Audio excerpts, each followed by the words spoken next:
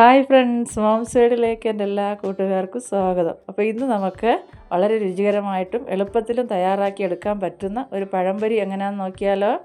അപ്പോൾ നിങ്ങൾക്ക് വീഡിയോ ഇഷ്ടപ്പെടുകയാണെങ്കിൽ ഒന്ന് ലൈക്ക് ചെയ്യാനും നിങ്ങളുടെ പ്രിയപ്പെട്ടവർക്കെല്ലാം ഒന്ന് ഷെയർ ചെയ്ത് കൊടുത്ത് എന്നെ സപ്പോർട്ട് ചെയ്യാനും, ആദ്യമായിട്ട് എൻ്റെ ചാനൽ കാണുന്ന കൂട്ടുകാർ എൻ്റെ ചാനലൊന്ന് സബ്സ്ക്രൈബ് ചെയ്യാനും, തൊട്ടടുത്തുള്ള ബെൽ ബട്ടൺ ഒന്ന് അമർത്തി ഓൾ എന്നുള്ള ഓപ്ഷൻ ഒന്ന് എനേബിൾ ചെയ്യാനും മറന്നു പോകരുതേ. എന്നാൽ നമുക്ക് വീഡിയോയിലിട്ട് പോയാലോ. വാ. അപ്പോൾ ഈ പഴംപൊരി തയ്യാറാക്കാനായിട്ട് ആദ്യം നമുക്കൊരു പാത്രത്തിലേക്ക് ഒരു മുട്ട പൊട്ടിച്ചൊഴിച്ച് കൊടുക്കുക.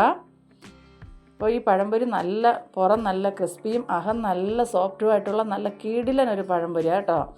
അപ്പോൾ ഇനി ഇതിലേക്ക് നമുക്ക് വേണ്ടത്, ഞാൻ ഈ സ്പൂണിന് 2 സ്പൂണ് കോൺഫ്ലവർ ചേർത്ത് കൊടുക്കുന്നുണ്ട്.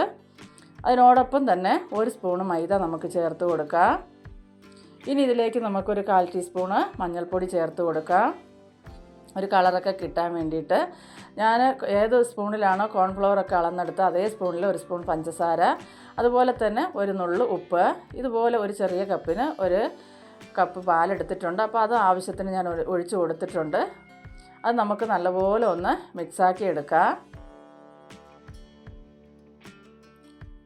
അപ്പോൾ ഇത് കൂടിപ്പോയാൽ 2-3 ടേബിൾ സ്പൂൺ പാൽ വരും കേട്ടോ, അത്രേ വരത്തുള്ളൂ. ഒരുപാട് പാലൊന്നും അല്ല എടുത്തേക്കുന്നത്.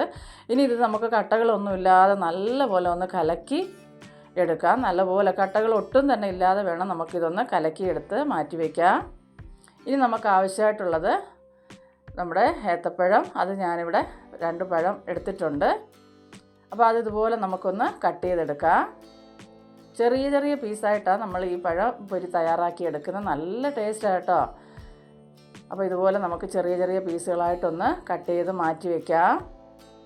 അപ്പോൾ ഇത് ഇച്ചിരി വീതി കൂടിപ്പോയിട്ടോ, ഞാനിത് ഒന്നുകൂടെ മുറിച്ചെടുക്കുന്നുണ്ട്.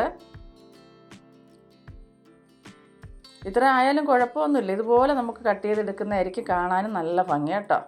അപ്പോൾ ഇതുപോലെ നമുക്കെല്ലാം ഒന്ന് കട്ട് ചെയ്തെടുത്ത് മാറ്റി വെച്ചിട്ടുണ്ട്. ഇനി നമുക്ക് ഇതുപോലെ ഒരു പീസ് എടുത്ത് നമ്മളിവിടെ കലക്കി വെച്ചിരിക്കുന്ന മുട്ടയും മാവും ഒക്കെ ചേർത്ത് കലക്കി വെച്ചില്ലേ, അതിലേക്ക് ഒന്ന് മുക്കിയതിന് ശേഷം ഞാനിവിടെ ഒരു 2-3 ബ്രെഡ് ഇതുപോലെ പൊടിച്ച് വെച്ചിട്ടുണ്ട്. അതിലേക്ക് നമുക്കൊന്ന് ആ ബ്രെഡ് ക്രംസിലേക്ക് ഒന്ന് കോട്ട് ചെയ്തെടുക്കാം. ഇതുപോലെ ഒന്ന് മുക്കിയെടുക്കാം. അപ്പോൾ വളരെ എളുപ്പമാണ്, കഴിക്കാൻ നല്ല ടേസ്റ്റുമാണ് കേട്ടോ. അപ്പോൾ നിങ്ങൾ ഒരിക്കലെങ്കിലും ഇതുപോലെ ഒന്ന് തയ്യാറാക്കി നോക്കുക. അതുപോലെ തന്നെ നിങ്ങൾക്ക് വീഡിയോ ഇഷ്ടപ്പെടുകയാണെങ്കിൽ പ്ലീസ് നിങ്ങളെല്ലാം ഒരു ലൈക്കും അതുപോലെ തന്നെ ഒരു ഹൈപ്പും തരാൻ മറക്കരുത് കേട്ടോ. അപ്പോൾ നിങ്ങളുടെ സപ്പോർട്ട് ഉണ്ടെങ്കിൽ മാത്രം എനിക്ക് വീഡിയോ മുന്നോട്ട് കൊണ്ടുപോകാൻ ഈ ചാനൽ മുന്നോട്ട് കൊണ്ടുപോകാൻ പറ്റത്തുള്ളൂ. അപ്പോൾ നിങ്ങൾ എന്നെ ഒന്ന് സപ്പോർട്ട് ചെയ്യുക. അതുപോലെ തന്നെ നിങ്ങളുടെ പ്രിയപ്പെട്ടവർക്കെല്ലാം ഒന്ന് ഷെയർ ചെയ്ത് കൊടുക്കുക. അപ്പോൾ ഇതുപോലുള്ള നല്ല നല്ല റെസിപ്പിക്കായി നിങ്ങൾ ഈ കൊച്ചു ചാനലൊന്ന് ഫോളോ ചെയ്യാനും മറക്കരുത്. ആദ്യമായിട്ട് കാണുന്ന ആരെങ്കിലും ഉണ്ടെങ്കിൽ ഒരു സബ് തരാനും മറക്കല്ലേ. അപ്പോൾ അതാ എല്ലാം ഞാൻ ഇതുപോലെ ഒന്ന് കോട്ട് ചെയ്തെടുത്തിട്ടുണ്ട്. ഇനി നമുക്ക് തിളച്ച എണ്ണയിലേക്ക് ഇതിട്ട് വറുത്ത് കോരിയാൽ മതിയാവും. അപ്പോൾ എണ്ണ നല്ലപോലെ ചൂടായി വന്നിട്ടുണ്ട്. ഓവർ ചൂടായി കരിഞ്ഞു പോരുത് കേട്ടോ. ബ്രെഡൊക്കെ അല്ലേ നമ്മൾ ഇതിൽ കോട്ട് ചെയ്ത് പെട്ടെന്ന് കരിഞ്ഞു പോവാം. അതുകൊണ്ട് തീ ഒന്ന് മീഡിയത്തിൽ വെച്ച് വേണം നമുക്കിതൊന്ന് വറുത്തെടുക്കാൻ.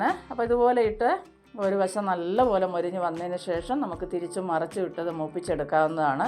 വളരെ ടേസ്റ്റാണ്. നമ്മുടെ മക്കൾക്ക് എല്ലാവർക്കും ഇത് ഒരുപാട് ഇഷ്ടപ്പെടും കേട്ടോ. സാധാരണ നമ്മൾ ഉണ്ടാക്കുന്ന പഴംപൊരിയിൽ നിന്നും വ്യത്യസ്തമായ രുചിയും മണവും ഒക്കെ ഇതിനുണ്ട്. അപ്പോൾ നിങ്ങളൊന്ന് ഉണ്ടാക്കി കഴിച്ച് നോക്കുക.